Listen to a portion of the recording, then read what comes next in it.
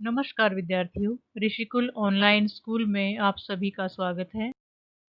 बच्चों, आज हम अपनी हिंदी कक्षा में पाठ प्रेमचंद के फटे जूते के सारांश के विषय में चर्चा करेंगे और यह इस पाठ की वीडियो भाग 2 है। तो बच्चों, पाठ का सारांश है कि प्रेमचंद जी सादा जीवन और उच्च विचार वाले व्यक्ति थे। इन्हीं में वे विश्वास करते थे और वे गरीबी से दुखी नहीं थे, क्योंकि उनकी ज़रूरतें बहुत कम थी। जितनी उनकी ज़रूरतें थी वो उनके बहुत कम पैसे में पूरी हो जाती थी। प्रेमचंद जी के चेहरे पर एक व्यंग्य भरी मुस्कान देखकर लेखक परेशान है, क्योंकि लेखक का मानना है कि प्रेमचंद जी बहुत समय से हंसे नहीं हैं।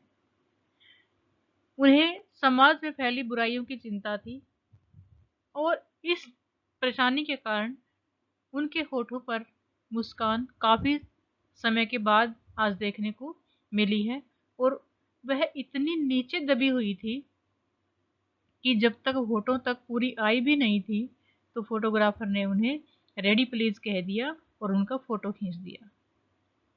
वे सोचते हैं कि प्रेमचंद जी ने फटे जूतों में फोटो खिंचवाने से मना क्यों नहीं किया।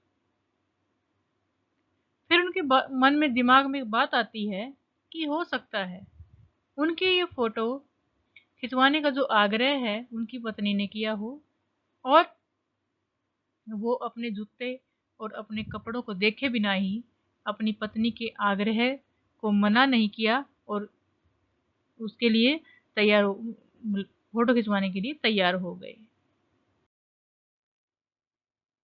पर लेखक प्रेमचंद की इस दुर्दशा पर रोना चाहते हैं। उनकी आंखों में दर्द भरे व्यंग्य ने उन्हें रोने से भी रोक दिया है। लेखक सोचते हैं कि लोग फोटो खिंचवाने के लिए कपड़े, जूते और यहाँ तक कि बीवी भी उधार मांग लेते हैं। फिर प्रेमचंद जी ने ऐसा क्यों किया? लेखक का विचार है कि अगर प्रेमचंद जी को फोटो ही खिंचवाना था, उनके पास अच्छे कपड़े नहीं थे, अच्छी ड्रेस नहीं थी, अच्छे जूते नहीं थे, तो वो किसी से उधार मांग लेते। आजकल तो लोग मांगे हुए कोट में वर दिखाई तक भी करा देते हैं। मांगी हुई गाड़ी से बारात चढ़ा दी जाती है। तो क्या प्रेमचंद जी को कपड़े और जूतों का प्रबंध नहीं हो सकता था? तो यह सोच उन्हें रोने से भी मना कर देती है, उनके मन को मना कर देती है। लेखक कहते हैं कि लोग तो इत्र लगाकर फोटो खिंचाते हैं जिससे फोटो में खुशबू आ जाए। कहने का तात्पर्य यह है कि जो लोग फोटो खिंचाते हैं तो वे अपने आप को बहुत अच्छा दिखाने की कोशिश करते हैं।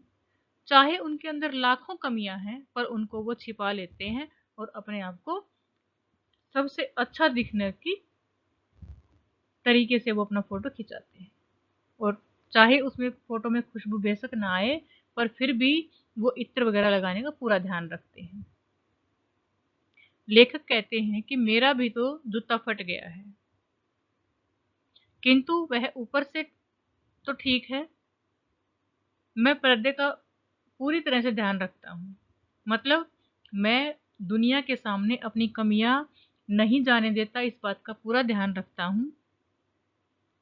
बेशक मेरा पैर का जूता फट गया है, लेकिन उसमें से उंगली दिखाई नहीं देती। वह पैर के नीचे से फटा है।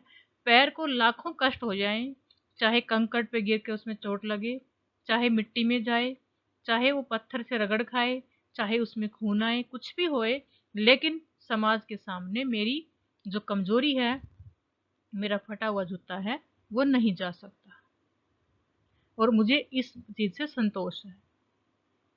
तो लेखक यहाँ पर अपने आप को दिखावे की प्रकृति में लिप्त बताते हैं कि समाज के सामने हम अपनी कमियों को छिपाकर और अच्छा दिखने में ही विश्वास रखते हैं।